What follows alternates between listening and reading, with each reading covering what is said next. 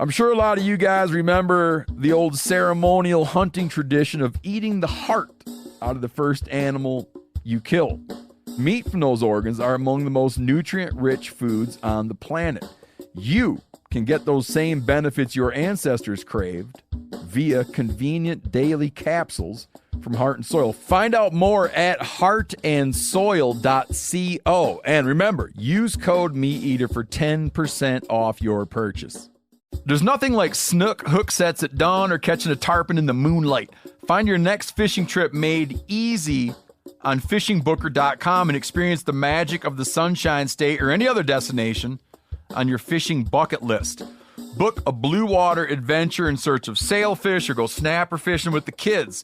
With over 6,000 captains and trips to choose from, planning your next one just got a whole lot easier.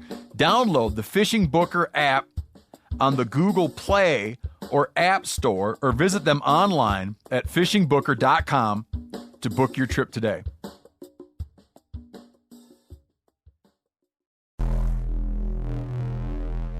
Welcome to the Wired to Hunt podcast, your home for deer hunting news, stories, and strategies. And now, your host, Mark Kenyon. Welcome to the Wired to Hunt podcast. I'm your host, Mark Kenyon, and this is episode number 322. And today we're back with a late season edition of our Rut Fresh Radio, getting you up-to-date intel on current deer activity, how weather and other conditions are impacting them, and what you can do right now to fill a tag.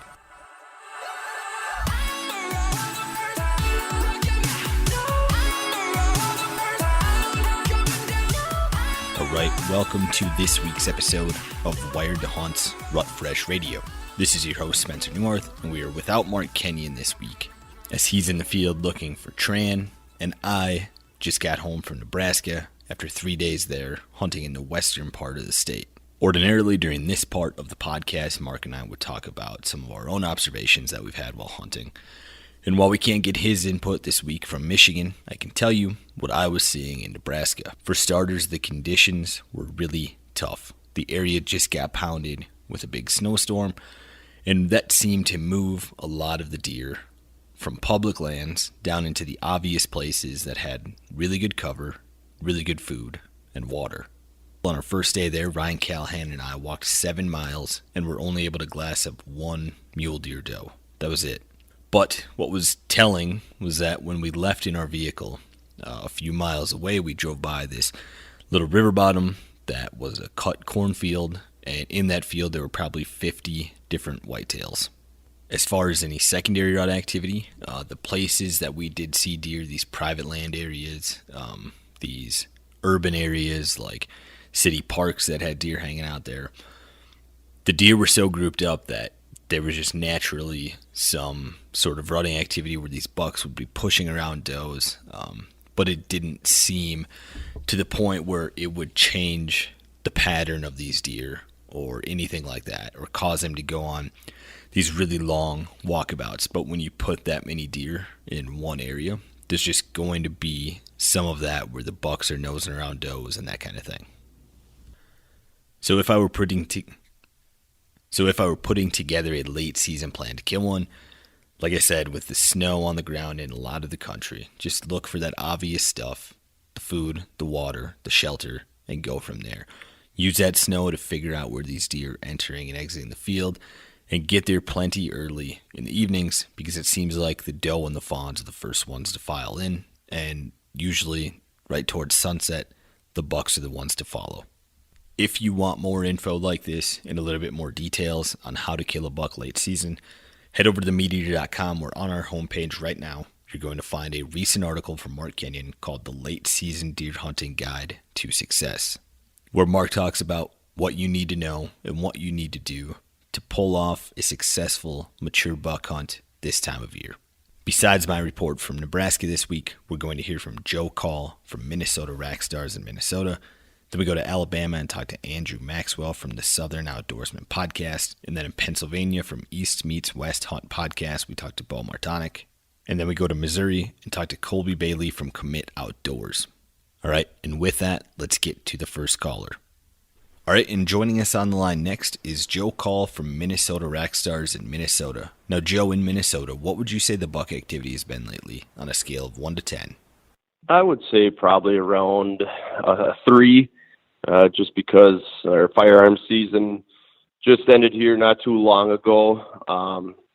The deer are a little more skittish right now, a little more cautious, but, that second rut is occurring right now. So, I mean, there's that opportunity to catch that buck cruising. And, I would just say things tighten up a little bit once firearms season ends around here. But, we have been seeing some deer moving around, that's for sure. You mentioned the secondary rut there. How do you think this season is going to be for a secondary rut in Minnesota, and what's your strategy for killing one of those deer? I think it's going to be all right. We actually had a decent buck show up on camera that we haven't seen all year, so that's a good indicator that these bucks are really starting to move around, trying to find those last does. But I think overall it's going to be fairly decent. We just got dumped on here with a lot of snow. We're starting to see exactly where these deer are traveling, so that's kind of nice.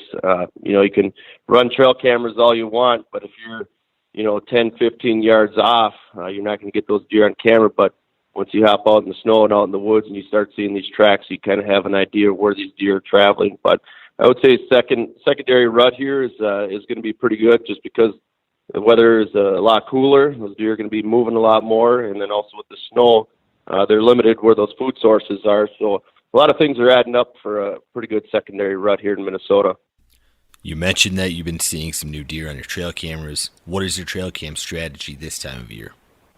Find those trails where we're seeing deer tracks and get the cameras on there. Also, food sources are big right now. We have, throughout the state, I know up north they end up getting close to 20 inches of snow up there. Around where we're at, we probably ended up with a foot.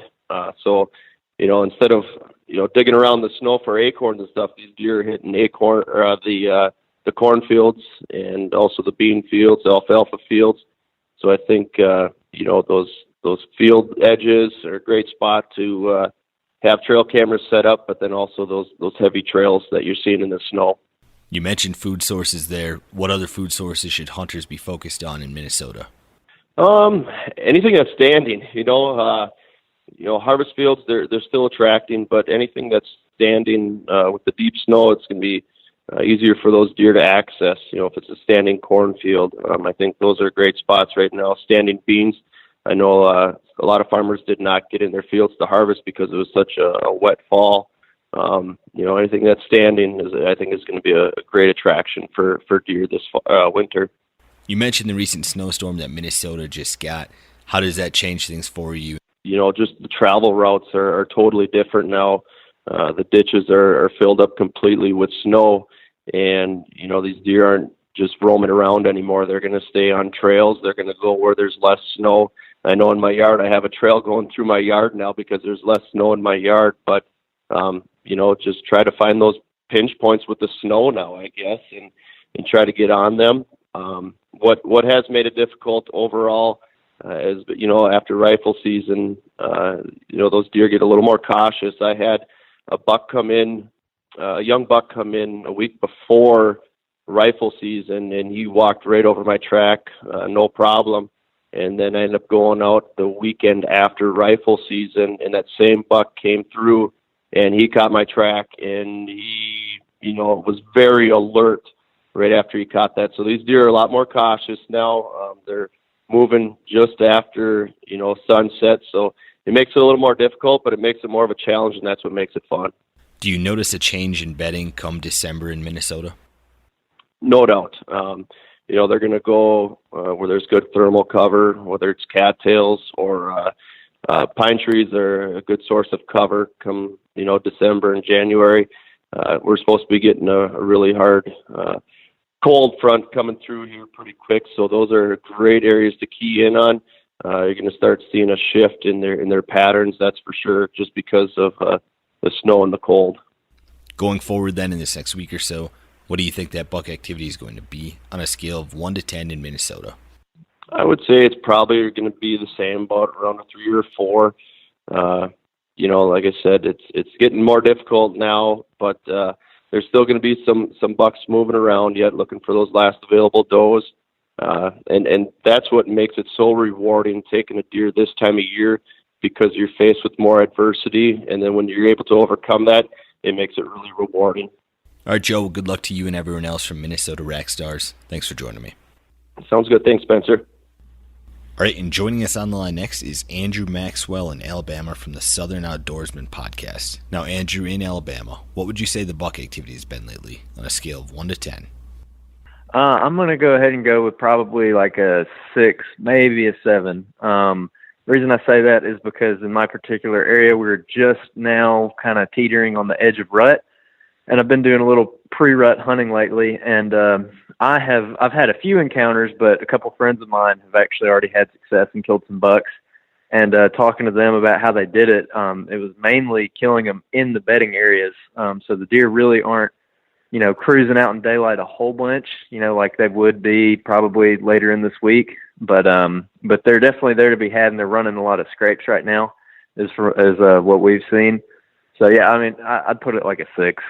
How about the rest of Alabama? What phase of the rut or other parts of the state in right now? The vast majority of Alabama right now is pretty far out from the rut. You have pockets here and there, which my particular area, I'm talking about like kind of Bibb County area, Alabama, kind of central Alabama. We have a rut that comes in mid-December. The majority of Alabama has kind of a mid-January rut, and you have other parts of Alabama that have a February rut. So, I mean, we're very strung out, and I would say that the majority of guys are still not even in pre-rut yet. In the part of the state that you're hunting that's currently in pre-rut, are you hunting mornings at this point? Oh, yeah, for sure. We're definitely getting aggressive with it this time of year, especially because rifle season has already kicked in. And while on a lot of these WMAs, you can't rifle hunt every day, you can rifle hunt on the weekends, which is when we typically get out. So our strategy has been, go in the mornings and just try and get in really early and watch over some thick cover. Not necessarily hunting any kind of food sources or anything, mainly hunting travel corridors right on the edge of bedding areas, or if we can, we'll get up like in a tree overlooking a bedding area where we can see down into it. Hunters who are looking for food sources, what kind of areas should they be focused on right now? If you have water oaks in your area, those are always a really good choice right now. Our white oaks are mainly dried up at this point. There's just not many of them to go around. Of course, your red oaks are going to be good. So maybe some higher elevations if you got them. If you got big hills, try and get up on those hills, find those red oaks. If you got swamplands, I would walk the swamps until you find some water oaks, because they're really hammering water oaks right now too. Outside of that, I would definitely recommend trying to find some kind of greenery within some good cover or in like very close proximity to it. And when I say greenery, I mean greenbrier, honeysuckle, or really any other kind of vine that stands out right now as being green. I mean, one thing that we talk about with people who were bringing out the hunt with us, we're like, man, when I find a thick area and it's just got all kinds of vines and everything hanging down in it, and I can see green in there, even though it's mid-December, that's going to be a good area, because there's typically going to be a lot of deer hammering that green stuff. Even though there are still acorns out there, they really hammer that green stuff hard. Are you seeing much for sign making at this point, and how does that factor into your decision making for a hunt? Yeah, we're seeing a ton of sign making right now. Like, this is probably peak sign making. There's scrape. Every logging road's got scrapes going down it. There's just rubs popping up all over the place.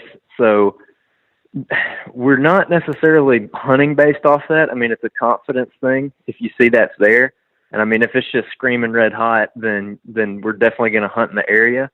But really, with scrapes and rubs at this point, if we don't look at it and think it was made, within the last 24 hours, we almost don't pay attention to it. So, I mean, it's nice to know it's there, but it's not really making a decision for us. Are you using any aggressive tactics like calling or decoying at this point? We have been calling a little bit, doing a little bit of rattling. I haven't had any success with it yet. But again, a couple other guys that I hunt with, they've been rattling and they've had a little bit of success. But really it doesn't seem like it's worked that well for any of us down here just yet. I don't know if the timing's off or if our setups just aren't good, but as far as calling, we haven't done a whole lot of it, and we haven't seen a lot of success with it so far. If you're currently in pre-rut, when do you expect to start seeing some seeking and chasing? I think that by the end of this week, we're going to see some chasing. I mean, like I said earlier, we're right on the edge of it. It should blow wide open here pretty quick. I killed my buck last year on December 14th, which is this coming Saturday, will be a year ago. And he was out, actually killed him in a bedding area, and he was pushing through that bedding area chasing a doe. So I fully expect it should be that way again this year. I mean, pretty much every year around the 10th to like the 18th, it's just wide open in this area.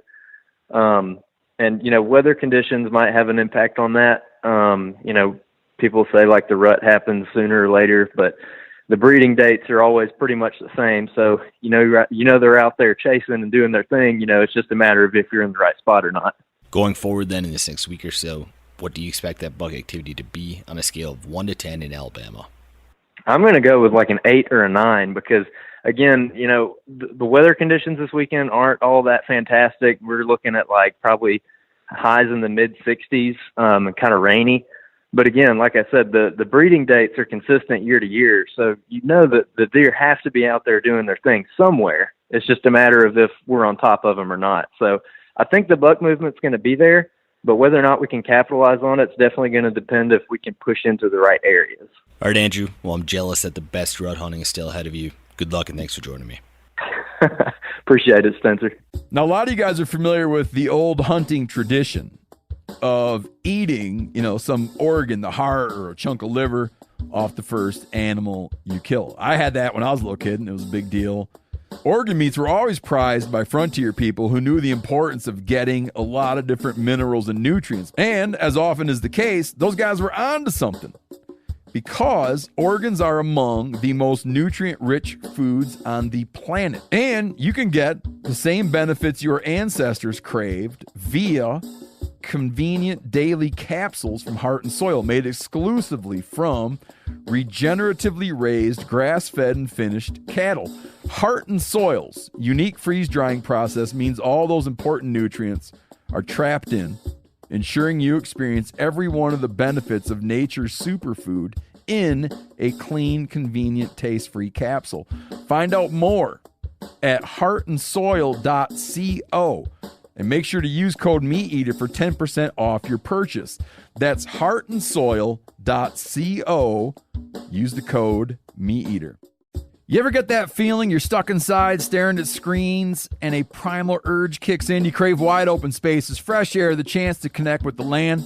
Well, maybe it's time to find your own piece of the wild. But searching for property can be a maze. That's where Land.com comes in. They got millions of listings across the country, from mountain ranches to hidden fishing holes. Their search tools are like a seasoned guide helping you narrow down what you want. Land.com isn't just about buying and selling. It's about finding a place to hunt, fish, explore, or simply sit by a campfire and listen to the crickets. So head over to Land.com today to turn one day into today, because trust me, there's nothing quite like the feeling of standing on your own piece of earth.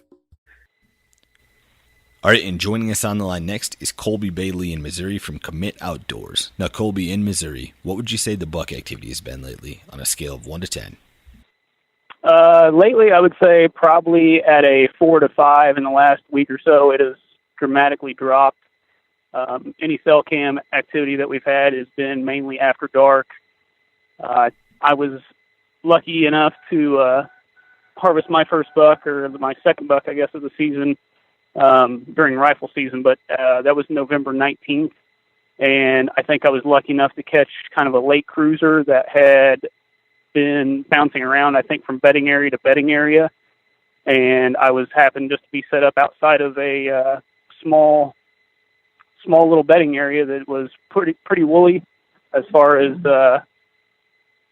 cover goes, and yeah, got lucky enough to slip one on him. You just mentioned the intel that you've gotten from your cell cameras. Where are you running your trail cameras late season?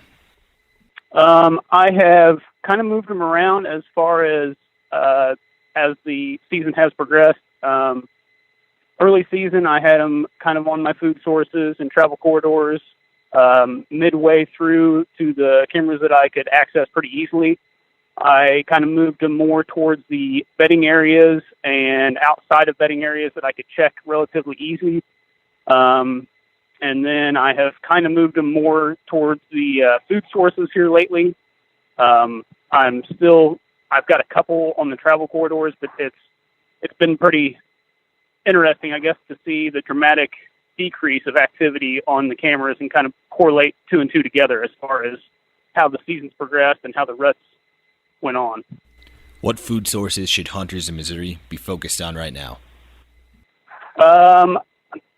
There is still a lot of corn and beans out that the farmers haven't been able to get out yet.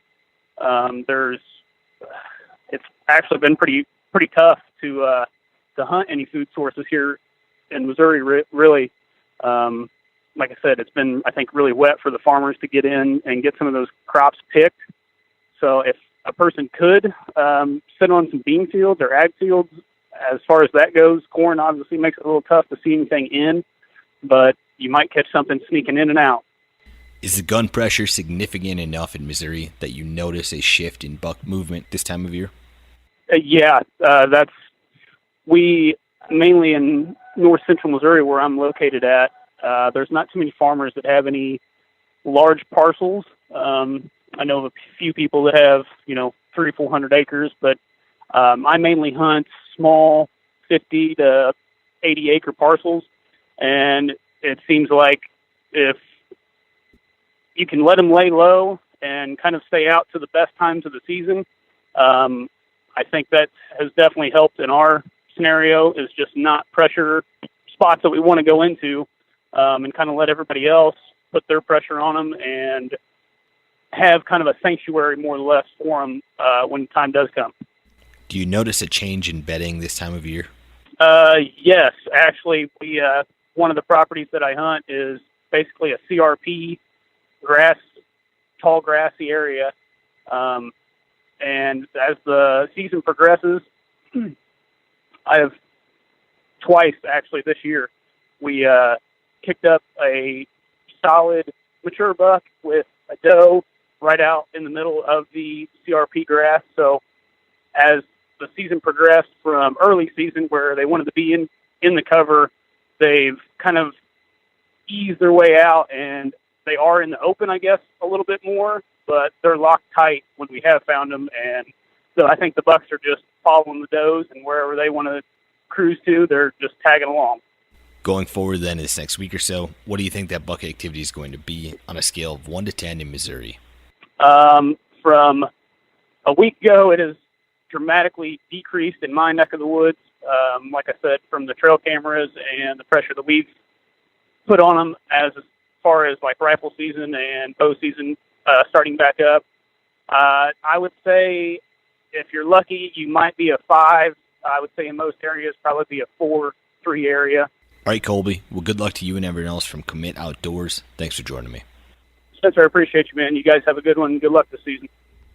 All right, and joining us on the line last is Beau Martonik from the East Meets West Hunt podcast in Pennsylvania. Now, Beau, in Pennsylvania, what would you say the buck activity has been lately on a scale of 1 to 10? On a scale of 1 to 10, I would say that the buck activity has been around a 4 lately, and most of that is due to rifle season. So gun season came in last weekend, and a lot more pressure has been added to the woods. So I think that's been one of the key factors into the lower number. As a public land hunter, how do you adjust for that rifle hunting pressure? Honestly, at the beginning of the season, it's more or less trying to get to a place that you think that the deer are going to be pushed to, and, using the hunters to your advantage. As we get later into the rifle season here, trying to find some of those honey holes that they're, you're getting thermal cover from the pressure as well as the snow and the storm. So getting back into hemlocks, pine trees, and, kind of keying in on some logging cuts in the first and last light. You talked about finding those honey holes on public land. Describe to me what that looks like, what you're looking for as far as bedding, food sources, traveling, all that stuff. So usually it's more of an overlooked area than anything. It doesn't necessarily have to be, far back in the woods or anything, but usually thick cover and terrain features that kind of keep people from going in there. Might be a steep valley on each side that can be real thick with hemlocks, rocks, and old clear cuts, anything like that is what I'm looking for, because even with the gun pressure and people walking through it, they can hunker down and hide. Unless you step right on top of them, they're not going to move. What are some of the primary food sources that hunters in Pennsylvania should be focused on right now? Right now, I mean, I think with the cold weather coming in here and everything, a fresh logging cut is about as good as it's going to get. With the tops laying down, and basically the deer around here are browsers for the most part, so they're going to feed on those tops and blackberry briars, any sort of twigs that are coming up in those areas. So that's where the most of the food source is. Acorns are a little bit tough, just because usually those areas are a little bit more open woods, and the deer aren't coming out in the daylight right now with the pressure. Sometimes this time of year, hunters can see some secondary rut activity. Is that something that you normally observe in Pennsylvania, or do you not count on that with your hunts? I don't count on it, but I definitely see it a little bit. Last year, this time of year, I was able to call in my buck that was bumping around a doe at the beginning of December. And actually just today, I received a photo from my cell camera of a buck working a scrape pretty good here, like at noon. So there's definitely some of that goes on, but I don't really count on it. You mentioned a trail camera there. Where are your trail cameras focused this time of year? And is that different than where you've had them in November and October? So I don't run a whole lot of trail cameras this time of year, just from the standpoint of worrying about them getting stolen. But for the most part, I'm keeping them on food sources as an entry and exit going into logging cuts, as well as I'm still running some on scrapes, because they seem to still work those licking branches all the way through January. How did this recent snowstorm change things for you guys in Pennsylvania? It definitely seemed like the deer hunkered down a little bit, during and after the storm. But leading up to it, there was a lot of deer movement just before dark. And I think in the next few days that it could be really good for that movement. And they're going to be up on their feet, wanting to feed a little bit. Going forward then in this next week or so, what do you think that buck activity is going to be on a scale of 1 to 10 in Pennsylvania? I'm still going to say probably no higher than a 6. And the reason I say that is because of still they're a little bit afraid from the hunting pressure that they've had with the weekend coming up and everything else. It's still going to be, they're going to be hunkered down a little bit more. But with some cold weather coming in and a little bit less pressure, they still might be moving more than normal.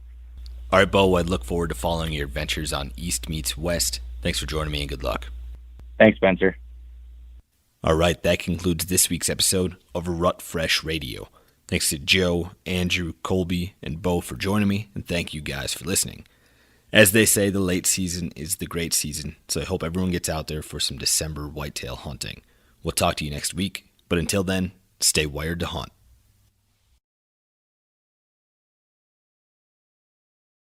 I'm sure a lot of you guys remember the old ceremonial hunting tradition of eating the heart out of the first animal you kill. Meat from those organs are among the most nutrient-rich foods on the planet.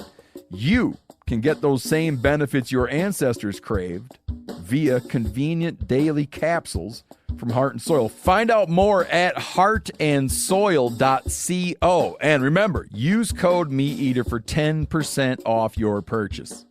Hey everybody, listen up. I got mega huge news. MeatEater Live is heading back out on the road. That's right. Join me and the crew. Clay Newcomb, Kahl, Yanni, Spencer's going to be there. Phil the engineer's going to be there. MeatEater Live, headed back out. Now, when you get every ticket, okay, every ticket you buy, you get a signed copy of our new MeatEater Outdoor Cookbook. This tour is celebrating the release of the book. Buy a ticket, get a signed copy, MeatEater Outdoor Cookbook, wild game recipes for the grill, smoker, camp stove, and campfire, which I'll point out is a $38 value. Here's where we're going to go. April 23rd, the Mesa Art Center in Mesa, Arizona. April 24, the Balboa Theater in San Diego. April 25, the Grove in Anaheim, California. April 27, the Crest Theater in Sacramento. April 29, the Union in Salt Lake City. April 30, the Egyptian in Boise. May 1, the Wilma Theater in Missoula. May 2, the Bing Crosby Theater in Spokane, Washington. May 4, Revolution Hall in Portland, Oregon. And May 5, the last day of the tour, Pantages Theater in Tacoma, Washington. For tickets and more information, visit the events page at themeateater.com. Hope to see you at the show.